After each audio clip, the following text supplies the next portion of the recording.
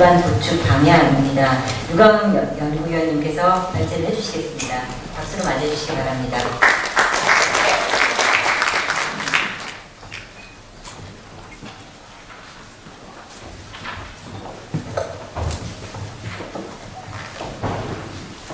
네, 방금 소개받은 유광음입니다.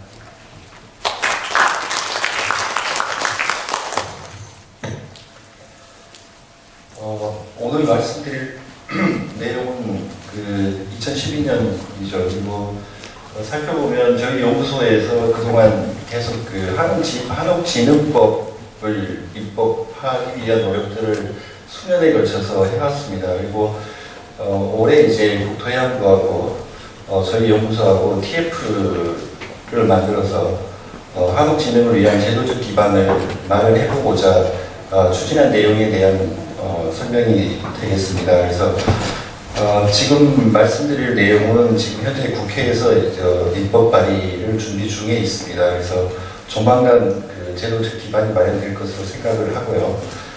그동안의 내용들에 대해서 내지는 법률의 세부적인 현재 추진 방향에 대해서 말씀드리도록 하겠습니다.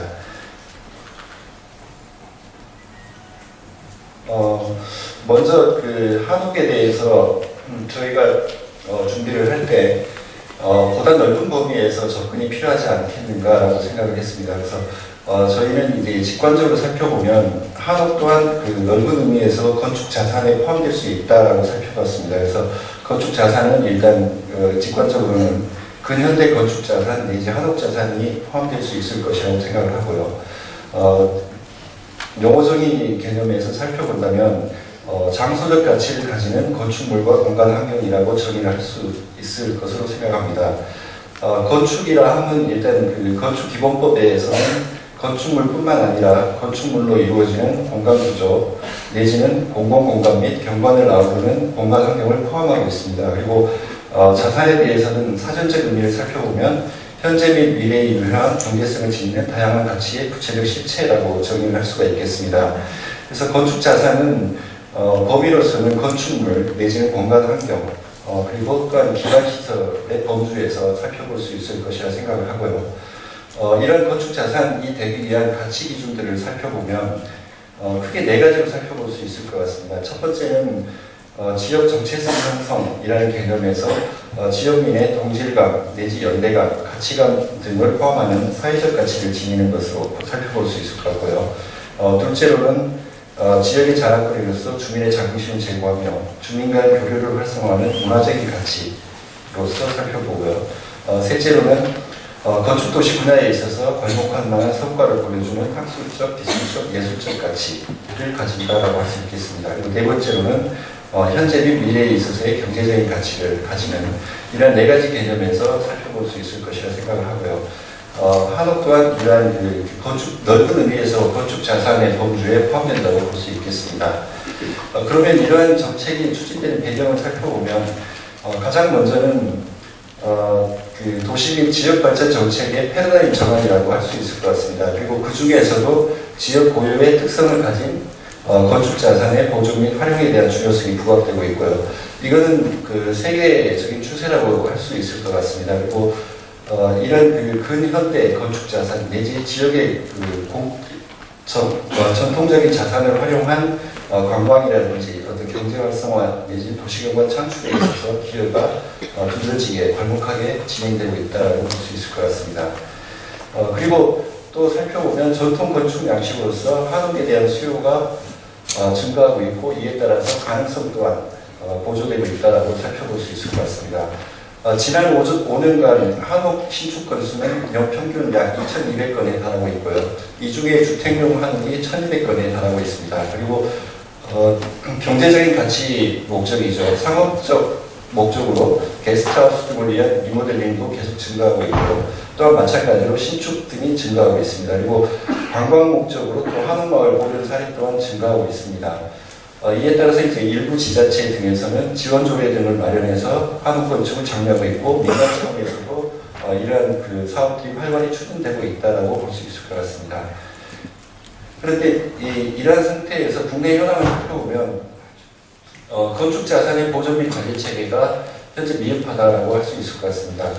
건축자산의 역할에 대한 중요성에 대해서 이해가 현재 부족하고 있고요. 그래서 소유주의 인식이 일단 가장 중요하지만 인식 부족으로 전반 발표에서 나왔지만 인식에 대한 부분들이 상당히 부족한 측면이 있고요.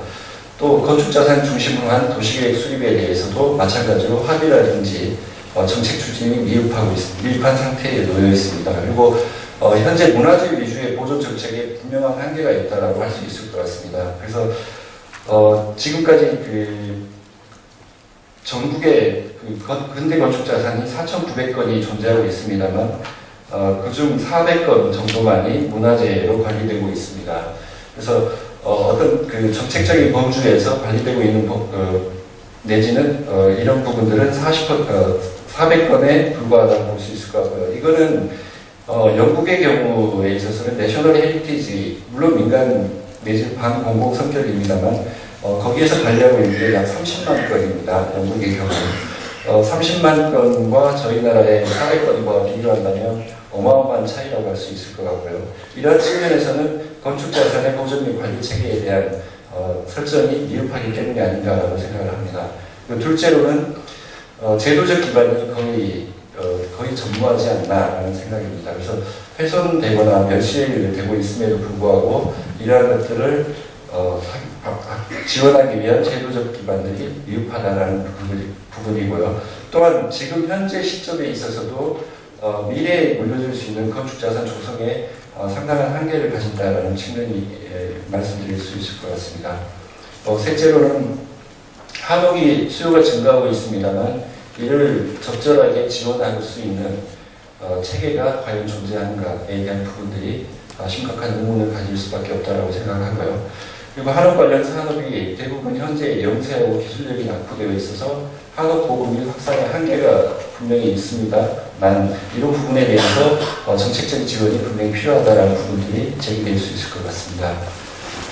그리고 네 번째로는 건축자산 관련 정부의 축전 및 관리체계 또한 미흡하다는 것입니다. 그래서 건축자산이라는 부분에서 체계적인 관리가 미흡한 점이 있고요. 문화재청의 경우에는 문화재 정보에 대해서는 홈페이지라든지 모바일 시스템을 통해서 서비스를 하고 있습니다만 넓은 의미에서 건축자산이라는 개념에 있어서는 체계적인 수집이라든지 관리가 현재 미흡한 상태고요. 이에 따라서 마찬가지로 정보관리 전담기관 또한 부재한 상태라고 할 수 있을 것 같습니다. 그래서 종합해보면 첫째로는 건축자산 보전 및 관리 체계가 없다라는 점이고요. 그 다음에 건축도시 행정이 경직되어 있다는 점, 그리고 한옥자산의 보존 및 조성에 대한 정책적인 지원이 부족하다는 점, 그리고 넷째로는 건축자산 관련 정보의 축적 및 관리 체계가 미흡하다는 점 등을 살펴볼 수 있을 것 같습니다. 그래서 이러한 배경이라든지 현안 인식을 토대로 저희가 국토해양부하고 저희 연구소하고 이러한 문제들을 해결하는 데 있어서 가장 먼저 선행되어야 되는 것이 무엇일까라고 살펴보면 저희가 이제 내린 결론은 어쨌든 법제도적인 기반을 마련하는 게 가장 선행되어야 되겠다라는 점입니다. 그동안에 이제 지자체 단위에서 움직이거나 민간 단위에서 움직이는 것들을 보다 공공적인 영역에서 그 기반을 만들어주는 그러한 것들을 가장 먼저 우선시해서 추진하고자 했습니다. 그래서 그런 방향에서 이제 입법 법률안을 저희가 제안을 하고 있고요. 현재 법률안은 크게 네 가지 전제를 가지고 진행을 했습니다. 그래서 문화재보호법과 충돌 방지를 위해서 건축자산에서 문화재 부분은 제외하는 것으로 했고요. 그 다음에 민간의 신청을 전제로 해서 각종 지원을 추진하는, 그래서 공공이 먼저 움직인다기보다는 민간이 자발적으로 움직일 수 있도록 그런 것들을 전제를 했고요. 마찬가지로 자율적으로 활용 촉진되기 위해서 관련 법령의 기준을 조금 포괄적인 범위 내에서 합리적인 범위 내에서 완화 적용해 주는 것으로 했습니다. 그리고 특정 건축 자산에 대해서 정적인 관리 내지는 개별 건축물 단위의 관리가 아니라 지역 단위의 경관 개선을 위해서 면적인 개념을 도입하자라는 것이고요. 그 다음에 신규 한옥 조성 활성화 내지는 관련 산업 육성 등 한옥 진흥을 위한 포괄적인 정책 기반을 구축하자 했습니다. 그래서 현재 초안은 1장부터 9장까지 구성되어 있습니다. 세부적인 내용들을 한번 살펴보도록 하겠습니다. 가장 먼저는 기본계획 및 연도별 관리 시책의 수립에 관한 사항입니다. 기본계획은 국가적 차원의 정책 방향 수립을 지원하기 위해서 계획 수립을 의무화하도록 하고 있습니다. 그래서 매 5년마다 국가 건축자산 기본계획을 수립하도록 하고 있고요. 그래서 건축자산의 진흥 정책의 목표 및 기본 방향에 관한 사항, 내지는 홍보 및 국제교류에 관한 사항, 가치인식 및 제고를 위한 건축 문화 교육에 관한 사항 등을 포괄적으로 담도록 하고 있고요. 그리고 매 1년 단위에서 시도지사는 이를 위해서 연도별 시책을 마련해서 중장기 계획의 실행 여부를 연차별로 확인 수행하도록 함으로써 성공적인 정책 실현에 기여할 수 있도록 근거 규정을 마련하고 있습니다. 다음은 한옥 등 건축 자산에 대한 기초조사 및 정보체계의 구축입니다. 그래서 기초조사를 하고자 할 때도 상당한 비용이라든지 시간과 인력에 대한 투자가 필요합니다. 그래서 이런 기초조사가 될 수 있는 근거를 마련하였고요. 그리고 정보체계에 대한 부분들을 근거를 마련하였습니다. 그래서 오른쪽에 보시는 게 지금 현재 대한민국 건축 자산 이렇게 해서 모바일 시스템으로 지금 현재 개발 중에 있습니다. 그래서 대략 공정은 거의 완료가 되었고요. 지금 현재 이제 국회에서 입법 발의 진행 중에 있는 법률안의 그 시기하고 맞물려서 지금 저희가 이제 오픈을 하려고 준비 중에 있는 상태입니다. 그래서 이런 정보체계의 구축에 관한 사항들도 관련 근거를 마련해서 예산 지원이 될 수 있도록 그렇게 하고 있습니다. 그리고 건축자산 전문 인력 양성 및 사업자에 대한 지원 등을 근거를 마련하였고요. 이거는 건축자산 전문 인력이 굉장히 부족하죠. 그래서 그리고 또 전문 인력뿐만 아니라 관련 업체의 수가 적고 현재 운영이 어려운 상태에 있습니다. 그래서 전문적인 업무를 수행하는 한계가 있기 때문에 이러한 부분들을 지원하기 위한 근거를 마련하였다고 볼 수 있고요. 그리고 이제 우수건축 자산에 대한 내용입니다. 우수건축 자산은 소유자라든지 내지는 관리자, 내지는 지자체, 공공인 경우에 이제 지자체가 지원을 하게 되고요. 등록 신청을 하게 되면 시군구 단위에서 지원을 하게 되면 시도지사가 이를 판단하게 됩니다. 그래서 시도지사가 시도건축위원회 심의를 거쳐서 등록 여부를 판단하게 되고요. 그리고 이제 우수건축 자산으로 지원이 되면 관계 법령의 특례를 상당히 포괄적으로 줄 수 있도록 했습니다. 그래서 이거는 아마도 그 건축 관련 입법 내 중에서는 가장 많은 특례를 포함하고 있다고 생각할 수 있을 것 같습니다. 그래서 두 가지 부분으로 나눠서 정리를 했는데요. 전부 또는 일부 완화가 가능한 부분이 있고요. 기준 또는 성능을 다른 방법으로 대신할 수 있는 경우에 완화가 가능한 방향으로 진행을 했습니다. 그래서 가장 먼저 제도적 지원은 사실 그 인센티브라든지 보조금 지급 등이 가장 좋은 방법이라고는 합니다만 현재 저희 나라 여건상 이런 부분들은 상당히 어려움이 있다라고 볼 수 있을 것 같고요. 다만 이제 기존 근현대 건축 자산들을 이용해서 어떤 그 용도 변경이라든지 다른 증개축이라든지 이러한 부분에 있어서 현행 건축법 기준과 맞지 않는 사항 때문에 활용에 있어서 어려움이 많습니다. 그래서 이런 부분들을 조금 융통성 있게 완화할 수 있도록 하는 방향을 지금 법률안에 포함하고 있습니다. 그리고 이제 면적 관리 개념입니다. 그래서 개별 건축물이 아니라 한옥 마을이라든지 어떤 그 건축 자산이 밀집된 구역의 경우에 있어서는 관리구역으로 지정을 해서 마찬가지로 관리 계획에 따라서 특례를 줄 수 있도록 그렇게 법률안을 구성하고 있습니다. 그리고 진흥구역 내에 지역 주민이라든지 시민단체, 전문가 등으로 구성된 협의체에 대해서도 비용 지원이 가능하도록 그래서 어떤 그 민간의 자발적인 활동들이 조금 일어날 수 있도록 그런 근거들을 마련하고 있습니다. 그리고 또 하나는 이제 건축자산 진흥구역에 대해서 국가에서 도로, 교통시설, 상하수도 시설 등 기반시설 정비 지원 및 건축물의 신축, 개보수 비용까지 지원할 수 있는 근거 규정을 마련하고 있습니다. 건축자산 진흥구역 관리계획은 지구단위 계획이 정하는 바에 따라서 의무를 부과하는 한편 건폐율이라든지 적용 면적, 건축성 등도 인센티브도 부여하는 취지에 따라서 만들어지고 있습니다. 그래서 건축자산진흥구역 관리계획이 입안되면 이에 따라서 지구단위 계획을 의제할 수 있도록 그렇게 해서 국계법에 사항들을 포함을 하고 있습니다. 그리고 한옥건축 활성화와 전문 인력에 관한 사항들, 그래서 지자체에서 재정 지원이 될 수 있는 내지는 국가 및 지자체의 책무를 규정을 하고 있습니다. 그리고 한옥 관련 산업에 대해서도 마찬가지로 국가 내지 지자체가 이런 관련 산업 육성을 위해서 책무를 할 수 있도록 지원 사항을 규정을 하고 있고요. 그리고 국가한옥센터 설치 규정에 대한 근거를 마련하고 있습니다.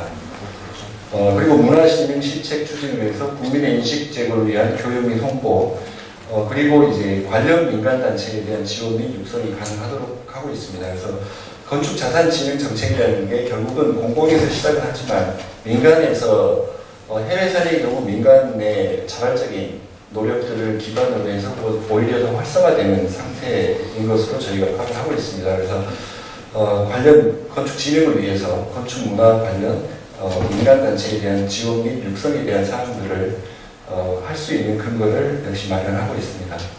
그리고 마지막으로 건축자산 박물관 및 특별회계에 대한 사항들을 담고 있습니다. 아마 그 OECD 내지는 유럽의 어느 나라의 경우를 보더라도 건축박물관의 경우는 거의 다 있습니다. 그래서 건축박물관을 통해서 건축문화진흥의 어떤 핵심적인 역할을 담당하도록 하고 있습니다만 저희 나라는 불행하게도 아직 건축박물관이 없는 상태입니다. 그래서 이러한 박물관의 설치에 대한 내용도 법률에서 그 근거를 마련해서 앞으로 향후 시책이 마련될 수 있도록 그렇게 근거를 마련하도록 하고 있습니다. 그리고 또 하나는 이제 건축자산 특별회계입니다. 그리고 이러한 그 활동들이 활발하게 일어날 수 있도록 어떤 특별회계 개념, 그 재정 지원이 필요한 부분에 있어서 재정이 확보될 수 있도록 특별회계에 대한 설치 규정을 마련하고 있습니다.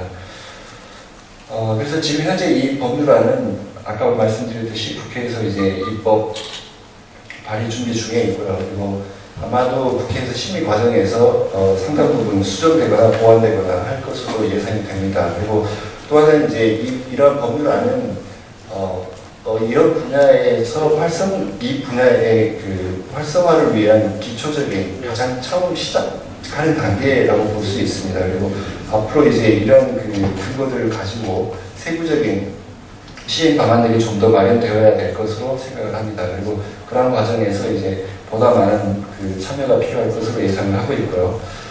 그래서 지속적인 관심과 내지는 국회 지금 입법 발의도 사실 그 이해관계가 상당히 많이 걸려있는 것들이기 때문에 상당히 많은 지원도 필요하리라고 생각합니다. 그래서 여러분들의 많은 도움이 필요하지 않을까 생각합니다. 이상으로 발표를 마치도록 하겠습니다.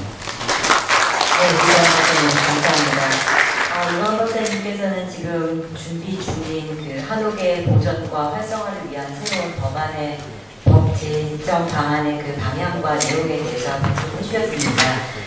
이것으로 주제 발표가 모두 끝났습니다. 토론을 위해서 잠시 자리 정돈을 위한 휴식 시간을 갖겠는데요. 한 10분 정도 그 휴식을 가질 예정입니다. 그래서 토론은 4시 40분에 다시 재개를 하겠습니다. 바깥에 다와가 준비해서 많이 이용을 합니다. 감사합니다.